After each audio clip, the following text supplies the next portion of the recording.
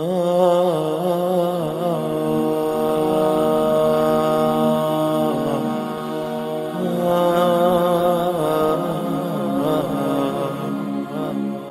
les problèmes, pour les éviter, on va essayer de répondre à ça, Inch'Allah ta'ala. Parce que je suis sûr que dans ces questions, est-ce que c'est frères et sœurs ou c'est mélangé?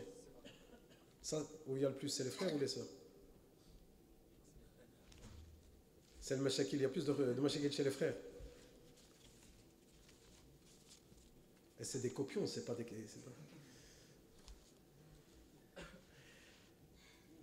Quelle est la sunna pour rencontrer le tuteur? Ben, tu vas chez lui. La sunna, qu'est-ce que tu veux dire par la sunna pour rencontrer le tuteur? Tu te présentes à lui, si tu vois que toi, tu vas passer pour le petit gamin qui ne va pas prendre au sérieux, tu peux aller avec ton frère, tu peux aller avec ton oncle, tu peux aller avec ton père. Tu vas avec une personne, tu regardes l'approche, et ça c'est du cas par cas. Alors bien sûr, on ne va pas parler de ceux qui vont faire Tinawi, ils vont dire, ouais, le père il est là, il prie dans cette mosquée, il a Majid al-Amal, et tu vas le voir, mashallah, pendant un mois il va prier à côté de lui. Allahu Akbar, mashallah. Après, de temps en temps, ah, c'est vrai quand quand il voulait faire connaissance avec lui. Après un mois, smahli, l'hajj, je dois te parler, Allah yajazak bi khair. Allah yaudil, tu dis, ça fait un mois qu'il prie à côté de moi, bien sûr.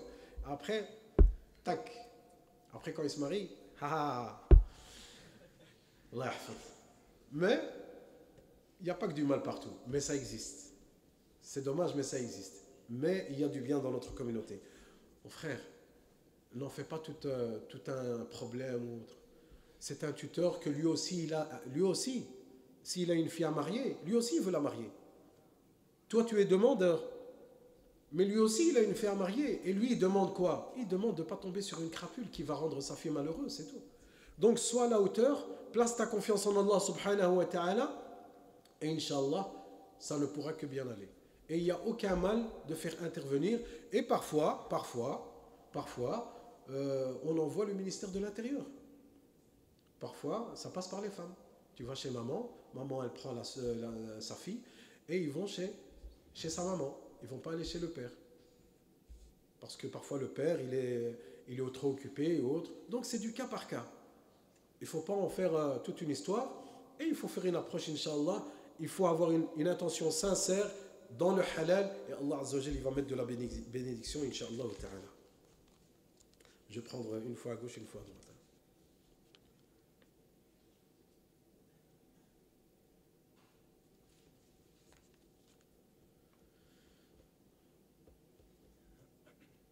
Fréquenter quelqu'un dans le haram, puis on va s'éloigner de lui et se repentir pour qu'Allah Azza wa Jal nous unisse dans le halal. Est-ce possible de repartir vers une nouvelle base halal où le couple n'a aucune baraka? Allah subhanahu wa ta'ala, qu'est-ce qu'il dit dans le Saint-Coran? Surtout lorsque c'est le dernier tiers de la nuit. Est-ce qu'il y a quelqu'un qui me demande afin que je réponde à sa demande? Est-ce qu'il y a quelqu'un qui va invoquer Allah subhanahu wa ta'ala? Invoquer Allah Azza wa Jal afin que je réponde à son invocation? Les portes du repentir sont grandes ouvertes. Et si tu vois que tu es dans le haram, arrête tout, fais un repentir sincère. C'est quoi le repentir sincère dans une relation illicite? Eh bien de rompre directement, d'arrêter contact directement avec cette personne et de demander pardon à Allah subhanahu wa ta'ala, multiplier les actes d'adoration, demander pardon avec l'istighfar, avec les du'a, de pleurer, de regretter un regret profond et de se promettre de ne plus revenir dans ce péché. C'est ça le repentir sincère. Et c'est une relation intime entre toi et Allah Azza wa Jal. Il n'y a pas de cachet, pas d'égalisation chez l'imam ou l'autre. Non. Tu n'as pas à te confesser chez le frère ou là. Tu n'as pas été chez le frère lui dire. Ah non, ça compte pas. Non, non. C'est entre toi et Allah. Et après, Inch'Allah ta'ala, si vous avez l'intention de vous marier, alhamdulillah, le halal il est là. C'est pas parce que vous étiez dans l'illicite que c'est tout. Vous êtes condamné et que ça s'arrête là.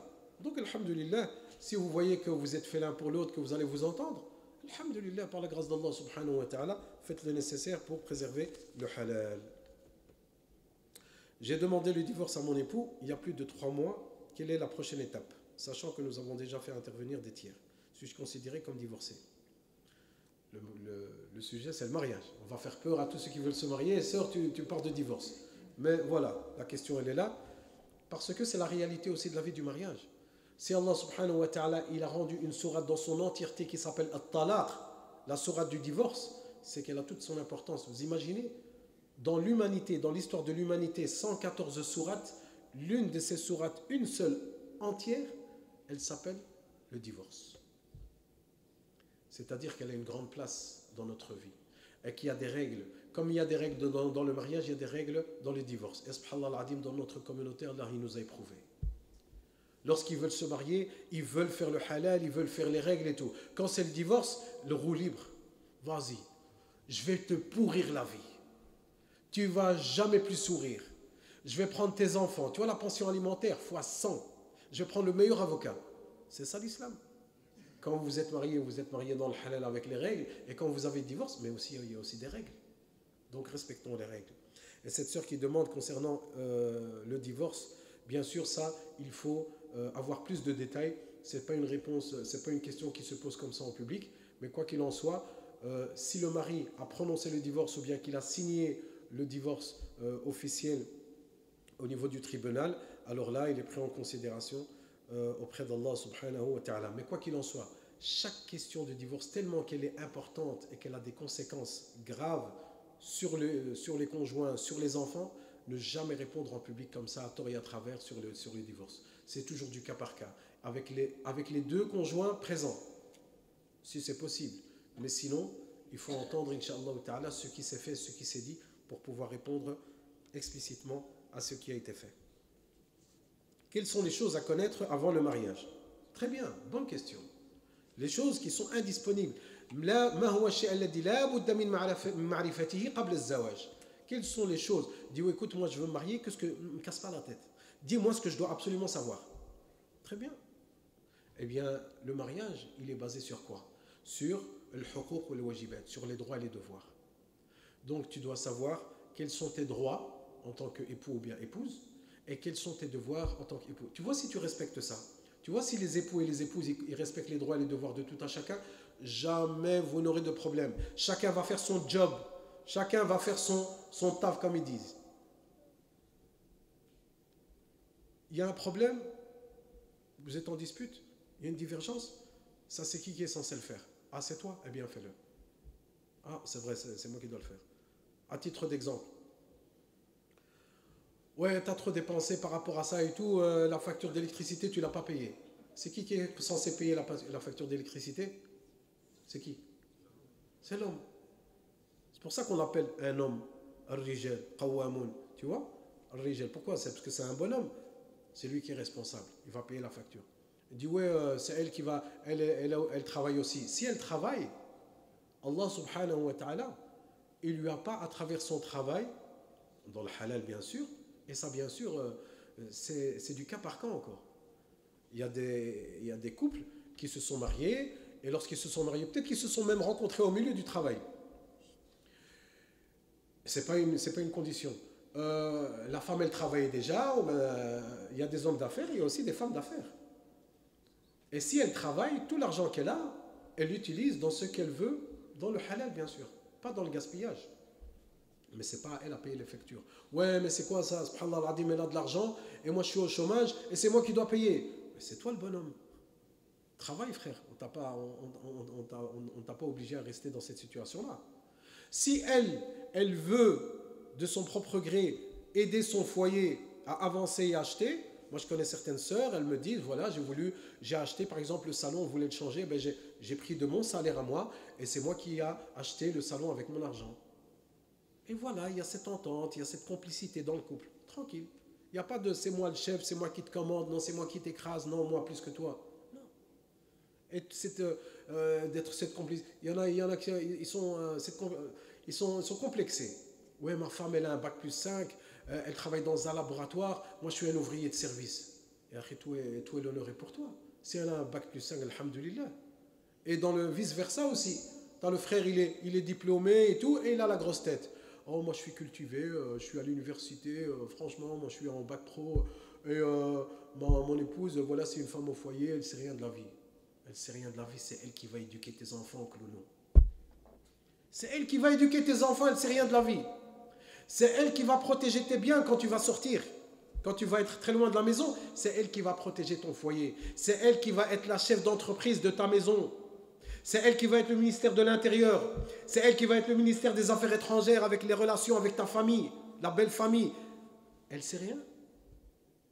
Tu ne connais pas les droits de la femme.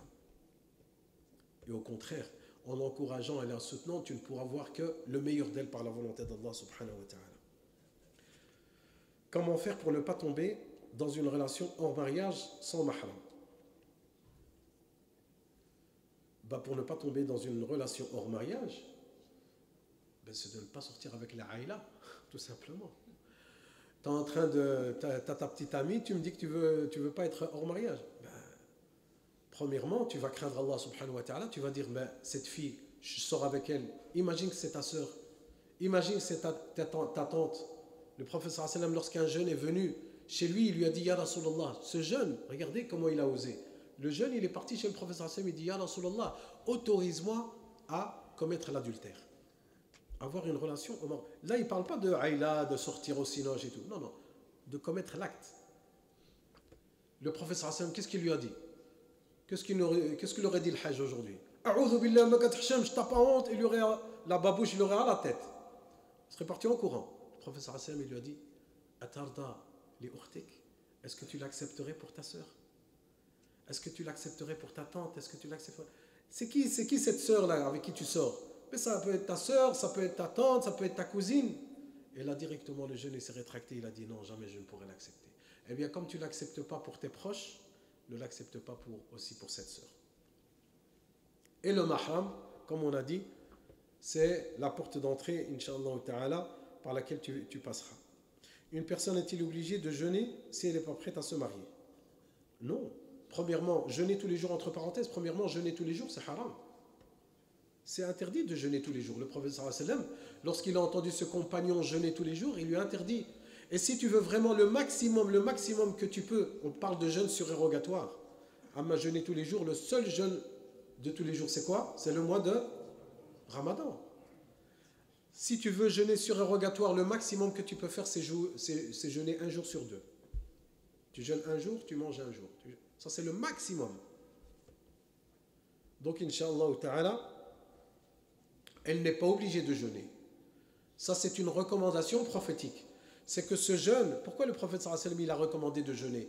Parce que ce jeûne, lorsqu'il n'est pas marié, il sera attiré par la tentation du sexe opposé et il voudra avoir une relation. Et lorsqu'il va jeûner, eh bien, le jeûne va l'éduquer. Il va rabaisser justement sa tension artérielle. Il va être en mode économique. Il va être zen. Tu vois, pendant le mois de Ramadan, comment ils sont? Tu vois, tous les excités et tout, ils tiennent les murs et tout. Le Ramadan, il est là comme ça.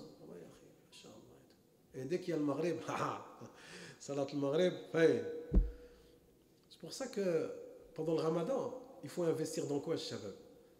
Après le Maghreb, c'est là qu'il faut investir. Déjà l'idée, ce Ramadan, on va le passer où, dans quel café et tout, c'est ça ton problème. Si tu penses déjà à penser la nuit du Ramadan dans les cafés, c'est que tu n'as rien compris du Ramadan. On va pas s'éloigner, on en parlera Inch'Allah dans une autre intervention. Comment savoir si c'est la bonne personne si je ne peux pas lui parler? Relation en mariage. Et ça, c'est beaucoup de jeunes qui disent si je veux la connaître, eh bien, je dois sortir avec elle. Ouais, ça va, sors avec elle, il y a une relation et tout, après, ça va, c'est bon, ok, on va se marier. Tu parles sérieux, quoi. Lorsqu'on parle d'une relation hors mariage, elle est haram. Donc, ne me dis pas que tu vas faire le haram, et ne me dis pas qu'Allah qui nous a créés va nous inciter à faire le haram. Comment tu vas connaître cette personne? Eh bien, ce qu'on appelle le muqabala, l'entrevue. Premièrement, tu vas connaître sa famille. Tu vas connaître ses connaissances à travers ses amis. Tes sœurs, elles vont se renseigner. Où elle a grandi, son passé, son vécu, qui elle fréquente, ses connaissances. Et tout ça avec un juste milieu. Wallah, une fois, j'ai assisté à une muqabala, une entrevue. Un frère, il voulait demander une sœur en mariage, mais il voulait faire connaissance avant ça. Et c'est justement à travers ça qu'il faut. Il ne faut pas qu'il soit dans l'intimité, dans la khalwa. Donc il faut une tierce personne. Ok? Moi, je croyais que j'assistais à une séance d'embauche, une entrevue d'embauche. Euh, c'est quoi les langues que tu parles, dans quoi tu travailles, c'est quoi ton taf. Frère, demande-lui son CV tant que tu y es. C'est pas un entretien d'embauche. La sœur regarde avec elle, c'est quoi ses ambitions, est-ce qu'elle a l'intention de fonder une famille. Je lui dis, écoute, la sœur, si elle vient, elle te dit comme ça directement, franchement, elle te dit, écoute, moi, je te le dis dès maintenant, moi, je serai pas une mère avec beaucoup d'enfants, moi, c'est vraiment un et ce sera déjà beaucoup trop, tu vois. Un gosse et pas me demander plus. Et moi, je ne sais pas cuisiner. Donc, c'est une fois tacos et le lendemain, ce sera les nouilles. Et après, tu vas chez ta maman. C'est tout. Le frère, il se lève et il part. Tu vois, il comprend qu'il ne va pas faire long feu avec elle. Et peut-être, il va tomber sur un frère. Ah, ben c'est bon. Eh bien, tu vois, le 5e jour, eh bien, c'est tout. On ira même manger un chinois. Peut-être qu'ils vont s'entendre comme ça. C'est quoi tes ambitions? La sœur, peut-être qu'elle est en train de faire des études. Est-ce qu'elle continue à ses études? Est-ce qu'elle a comme intention d'avoir une vie professionnelle? Le mari, c'est quoi sa vie professionnelle? Est-ce qu'il est toujours à l'extérieur? Parce qu'on a ce problème de l'extérieur, les frères. Les frères qui travaillent, je parle des frères qui travaillent. Mais ceux qui ne travaillent pas et qui restent là dans le café à gauche, à droite, là, j'en parle même pas. Je parle à ces gens, pourquoi? Parce que ceux qui travaillent, dans leur tête, ils pensent qu'ils sont dans le bon. C'est ça le problème. Le frère qui ne travaille pas et qui est au café en train de jouer le parché, en train de le verre de thé avec Dréré et tout, tu lui parler, il baisse la tête, il dit Astaghfirullah, ouais, c'est vrai, on doit arrêter, c'est pas bien et tout. L'autre qui travaille, il se lève la tête, il dit alors, qu'est-ce qu'il y a? Il dit moi je travaille, je suis un bonhomme. Frère, tu travailles. Et après le travail, qu'est-ce qui permet? Il dit moi je suis fatigué, avant de rentrer à la maison, je dois un peu décompresser. Et il y a des frères qui vont aller au casino, les jeux d'hasard. Parfois, quand on voyait dans les cafés, c'est pas aussi naïf que ça, c'est pas aussi innocent. On va pas se voiler la face. Il y a beaucoup de nos sœurs qui se plaignent de leurs maris qui font des jeux d'hasard incroyables, alors que c'est haram. Des paris, les jeux de paris. Elle dit oui, alors les paris, le tiercé, le football et tout. Directement, ils pensent à ça. Non, non, parfois c'est le parché. Et parché, vas-y, celui-là qui a gagné, il va donner 100 euros. Et il y a de l'argent, de l'argent, de l'argent. Tout ce qu'il a gagné dans la journée, il est prêt à le claquer là. Et après, ça devient une addiction. Il est drogué. Comme l'autre, il est drogué à fumer avec la drogue, eh bien lui, il a cette addiction. Il doit jouer. Et s'il perd, eh bien il doit jouer, peut-être qu'il va récupérer ce qu'il a perdu. Et t'as le frère, il travaille jour et nuit, et il rentre à la maison, il n'a pas un franc. Qu'est-ce qu'on va dire à la sœur? Sbar.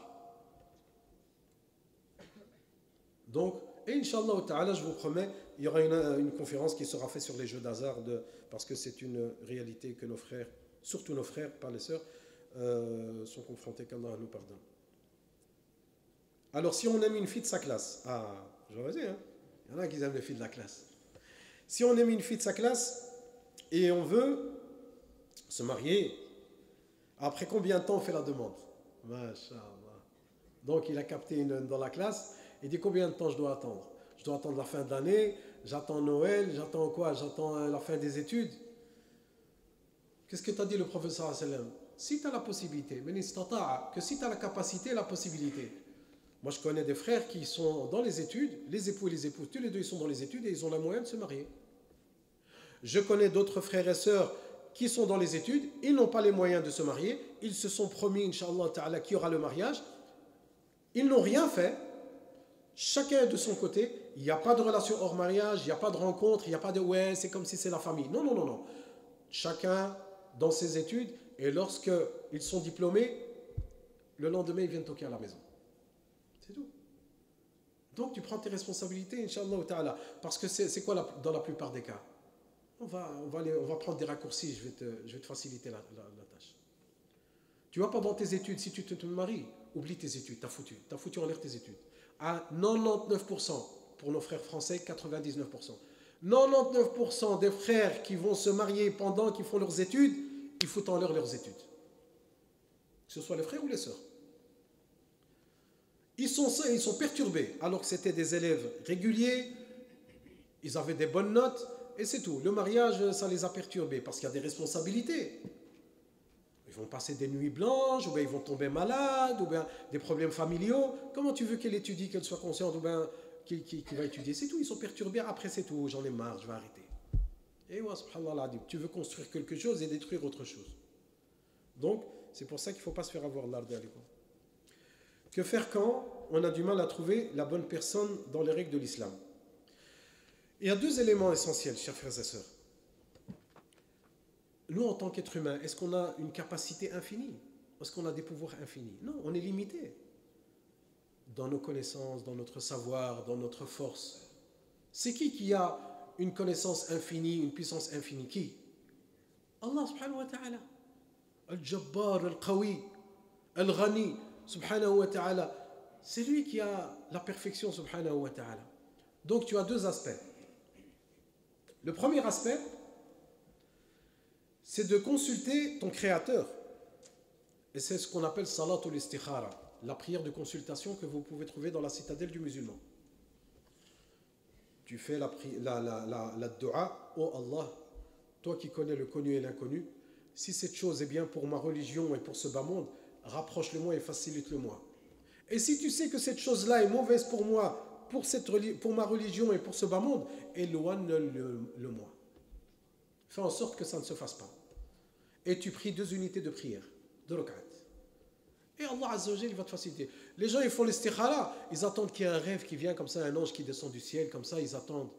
Subhanallah, il n'y a rien, cher. Je ne sais pas, il n'y a pas de lumière, allume la lumière.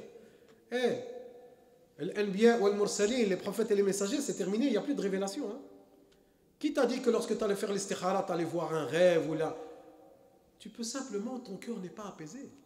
Ou bien qu'il y a la caisse, et à chaque fois, Allah Azza wa Jalla ne va pas te faciliter, ça s'arrête là. Quoi qu'il en soit, le résultat final, tu n'auras rien à regretter. Pourquoi? Parce que tu as consulté Allah subhanahu wa ta'ala. C'est tout. Et ta destinée, elle est là. Si les hommes et les djinns vont se réunir et vont faire en sorte pour que tu vas te marier avec un tel, et qu'Allah Azza wa Jalla ne t'a pas destiné que tu vas te marier avec un tel, eh bien tu ne vas jamais te marier avec elle. Et si les djinns et les ins, et les humains et les djinns, ils vont se réunir ils vont tous se réunir contre toi pour que tu ne te maries pas avec elle. Et Allah Azza wa Jalla, il a dans sa destinée, tu vas te marier, eh bien tu vas te marier avec elle, même si personne ne veut. Même si le père il veut pas, tôt ou tard tu vas te marier avec elle. La destinée, ça fait partie de notre foi. C'est pour ça qu'on revient toujours à l'essentiel. Al-iman, bil-qadar, khayrihi wa sharrihi. Le pilier de la foi, la destinée, qu'elle soit bonne ou mauvaise. Le premier élément, de consulter Allah subhanahu wa ta'ala, qui connaît le connu et l'inconnu. Et ensuite, il n'y a aucun mal de consulter les personnes de confiance, les parents, les personnes, l'imam, un médiateur, ou bien quelqu'un qui a de l'expérience, ou bien quelqu'un qui est déjà passé par là. Il n'y a aucun mal. Il va te dire, moi je ne te conseille pas, moi je te conseille, ou bien peut-être qu'il a la famille. Masha'Allah, moi je te conseille de te marier avec cette sœur, parce que moi je suis marié avec sa sœur, et c'est une famille respectueuse, Masha'Allah, tu n'auras jamais de problème avec ce beau-père. Ou bien le cas contraire. Il va te dire, frère, moi je suis dans les mashakil, ba'ad, tire-toi frère. Moi je veux du bien pour toi, tu vas galérer comme moi. Allez, reste à ta place. Voilà ce qui t'attend. Il n'y a aucun mal. Et c'est pour ça qu'on doit aller se consulter. Et chez les sœurs aussi, elles vont aller se consulter. Elles vont consulter aussi la famille. Ce jeune homme, qu'en est-il? C'est pas il vient de nulle part, il paraissait bien, il a la barbe, mashallah, il a un qamis. Oui, je veux me marier avec lui, mashallah, tabarakallah. Vous avez les mots là, les mots passe-passe. Bismillah, mashallah, tabarakallah, mashallah, ya akhi, ya ukhti. Ça passe flex. Après, dès qu'on passe le mariage et tout ça arrivé, sœur, t'es folle ou quoi? Directement l'agressivité, la haine et tout. Dis, subhanallah, tu parlais pas comme ça avant. Ouais, mais ça c'était avant, hein. C'est toi qui m'as rendu comme ça. C'est ça. C'est vrai, c'est pas vrai. C'est toujours sa faute. Que ce soit l'époux ou l'épouse. Sœur, subhanallah al-adim, je comprends pas ton comportement et tout. Moi, j'étais une sœur tranquille et tout, je craignais Allah. Depuis que je t'ai connu, c'est toi qui m'as rendu agressive. Toujours la faute des autres. Donc, de consulter Allah subhanahu wa ta'ala et de consulter les personnes autour de nous.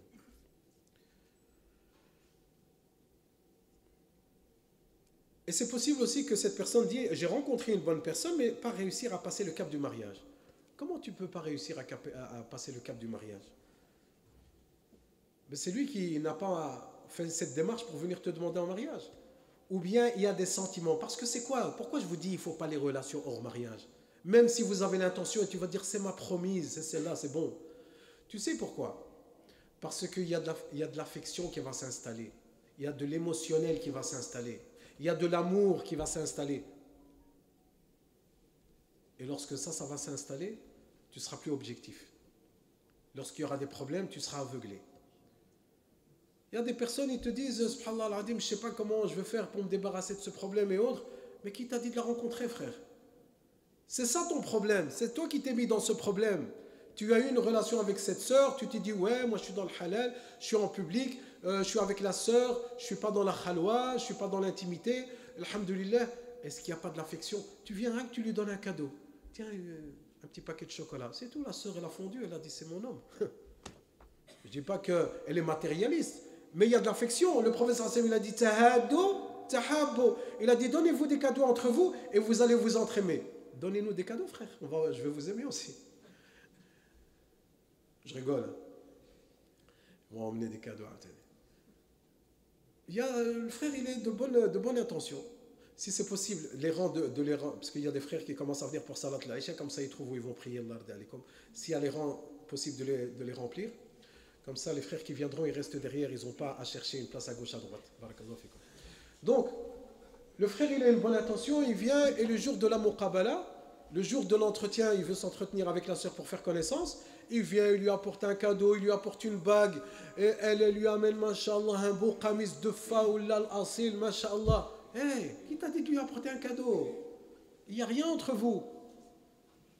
Apporte-lui le cadeau le jour où tu vas le demander en mariage, oui. Le jour où tu vas la demander en mariage, tu lui amènes un cadeau. Mais là, il n'y a rien. C'est pour ça qu'il ne faut pas brûler les étapes. Chaque chose à sa place. Piano, piano, doucement, doucement. Et Inch'Allah, dès que tu veux brûler le feu rouge, tu vas payer l'amende. Au premier coin, tu vas payer directement la facture. Donc, ne pas laisser installer une relation de l'émotionnel, parce que sinon, vous allez être perdu.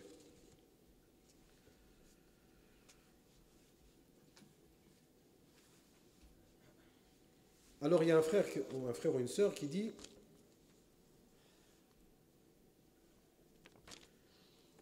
que ma femme vient d'une famille musulmane non pratiquante. Ça, j'aime bien le terme, c'est à la mode. Musulman non pratiquant. Il y a musulman pratiquant, musulman non pratiquant. Il y a musulman. Tout musulman est censé pratiquer l'islam. Qu'Allah nous pardonne dans nos manquements. Parce que cette banalité dans cette non pratiquant, qu'est-ce qui va se passer? Il va te dire, oui, tu es quoi? Je suis musulman non pratiquant. Tu fais le jeûne? Non, je ne fais pas le jeûne. J'entends des frères et des sœurs qui disent ça. Ils te disent, cette année, moi, je ne vais pas faire le jeûne. Tu es musulman? Oui, je suis musulman, hein, mais je ne fais pas le jeûne. Non, ce n'est pas comme ça que ça se passe. L'islam, il est basé sur 5 piliers. La shahadatain, la double attestation de foi, la prière, les 5 prières par jour et par nuit, le jeûne du mois de Ramadan, la zakat, le hajj, tolérance zéro. C'est tout. C'est ça l'islam. Et qu'Allah Azza wa Jalla nous pardonne pour nos manquements. Donc, cette sœur, elle vient d'une famille musulmane qui ne pratique pas. Donc elle m'a promis de faire des efforts pour pratiquer, et ceci avant le mariage. Et je remarque ces efforts, mais ça reste quand même compliqué pour elle. Bien sûr, lorsque tu vas t'engager avec une sœur qui a des difficultés au niveau de sa famille et de la pratique religieuse, tu sais à quoi tu t'engages. Alhamdulillah, ce n'est pas une surprise. Mais imagine, frère, que toi, tu vas patienter avec cette sœur et que tu vas l'épauler et que tu sens auprès d'elle. Elle va remarquer ça, elle va dire, regarde, subhanallah, moi je ne suis pas pratiquante, ou bien je suis encore loin, j'ai pas la foi comme lui, regarde, il est là, il veut du bien pour moi. Le prophète sallallahu alayhi wa sallam, qu'est-ce qu'il a dit? Que tu ne seras jamais un vrai croyant complet que lorsque tu aimeras pour ton prochain ce que tu aimes pour toi-même. Que dire de ton épouse, qui sera peut-être la mère de tes enfants? Comme tu veux du bien, tu veux le paradis pour toi, eh bien tu dois vouloir le paradis aussi pour ton épouse. Mais chacun il a son parcours, chacun il a son niveau, chacun comment il avance. Donc il ne faut pas précipiter les choses. Et donc frère, si tu as la possibilité d'accompagner ton épouse et que ça prendra du temps, eh bien reste auprès d'elle. Inch'Allah, peut-être que c'est elle t'apporte du paradis.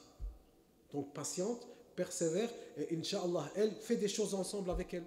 Priez ensemble, lisez le Coran, allez faire une umrah, rapprochez-vous d'Allah Azza wa Jal ensemble et vous verrez que vous serez Inch'Allah ta'ala des bons parents par la grâce d'Allah subhanahu wa ta'ala. L'homme peut-il demander à voir nos cheveux? Donc le jour de la khutbah, de la muqabala plutôt. Comme on a dit, le jour où le frère va venir pour faire l'entretien avec la sœur, c'est quoi pour toi, chère sœur, qui pose la question? Ce frère, c'est qui? C'est une personne étrangère. C'est pas ton frère, c'est pas ton oncle, c'est pas ton père, c'est pas ton grand-père. Donc c'est une personne étrangère. De la même manière que tu vas voir quelqu'un dans la rue, comme tu sors, c'est quoi qui est demandé pour la femme? De se couvrir à l'exception de son visage et de ses mains. Le code vestimentaire, il n'a pas une tenue vestimentaire bien stricte. C'est comme ça que tu dois t'habiller et rien d'autre. Non. Il faut que les habits soient amples, qu'ils ne soient pas moulants, qu'on ne voit pas à travers, ne soient pas transparents. Et ça, c'est ça. Et donc, comment tu peux permettre à cette personne de lui montrer tes cheveux alors que c'est une personne étrangère? Non, il ne peut pas. Alors, on ne va pas rentrer dans les détails, dans l'école jurisprudentielle, d'autres ou autres, mais l'avis le plus probant, je vous le dis, on va prendre des raccourcis, tu ne montres pas tes cheveux. Et c'est pour ça que la maman, elle a un rôle. Tu veux absolument voir ton épouse, ses cheveux et autres, ta maman, elle va voir pour toi. Si tu ne fais pas confiance à ta maman, on ne va pas te marier. Reste à la maison, frère. Ta mère, Inch'Allah, elle va les rencontrer, ta soeur, elle va rencontrer, et il n'est pas autorisé à une soeur de dévoiler ses cheveux, même si c'est pour le but du mariage. Ça se fera, Inch'Allah, qu'après le mariage, par la volonté d'Allah subhanahu wa ta'ala.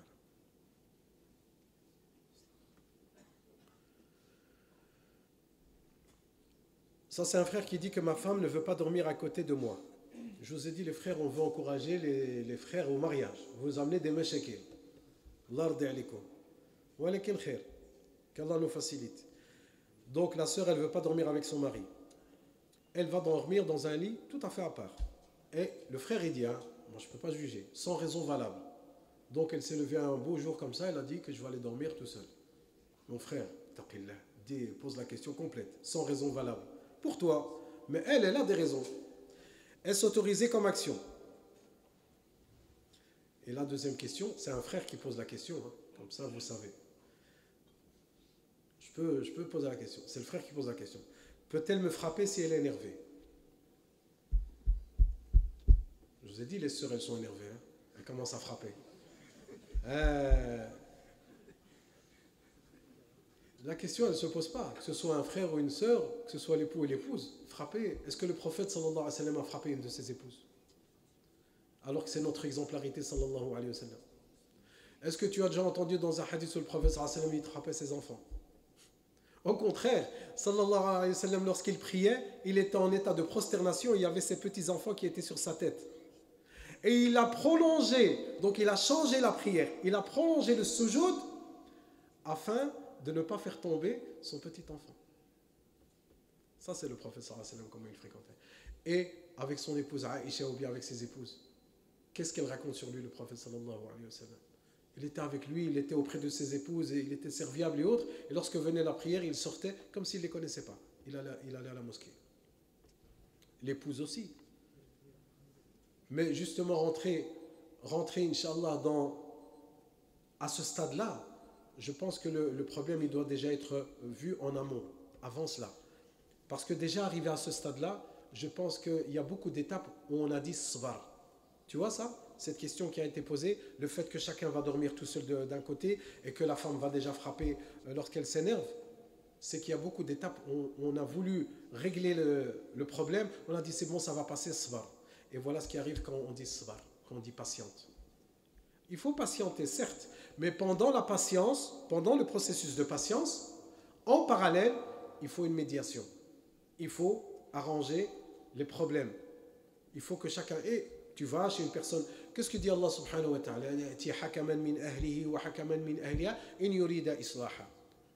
Allah subhanahu wa ta'ala, il appelle aux conjoints que ceux qui ont des soucis d'amener une personne sage de la part du conjoint, une personne sage de la famille, de l'épouse, afin de trouver une solution. Mais la condition, c'est quoi? Même si on amène un médiateur, c'est quoi la condition? c'est que tous les deux, ils ont l'intention de se réconcilier.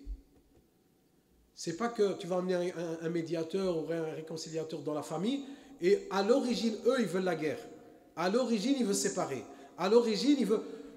Et déjà, ça, j'ai déjà eu dans le bureau, dans le service de médiation. Ils sont en face de moi, l'époux et l'épouse, et ils discutent pendant 1 heure, ils discutent.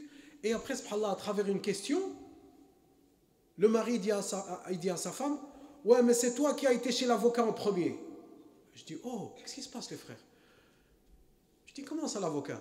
Vous êtes chez moi, vous me parlez, est-ce que vous avez une procédure de divorce déjà qui est entamée? On dit, ouais, mais ça fait des mois qu'elle l'a fait. Il ne faut plus que signer. Allahu Akbar.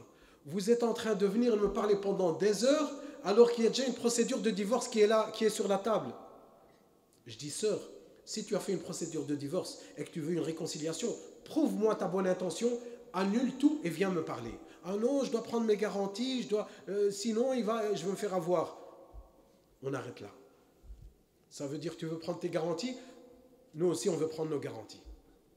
In yurida islaha, si tu as l'intention de réconcilier, eh bien prouve-le, arrête tout, arrête la procédure de divorce, et bien on va discuter des soucis afin qu'Allah Azza wa Jal il va raffermir les cœurs.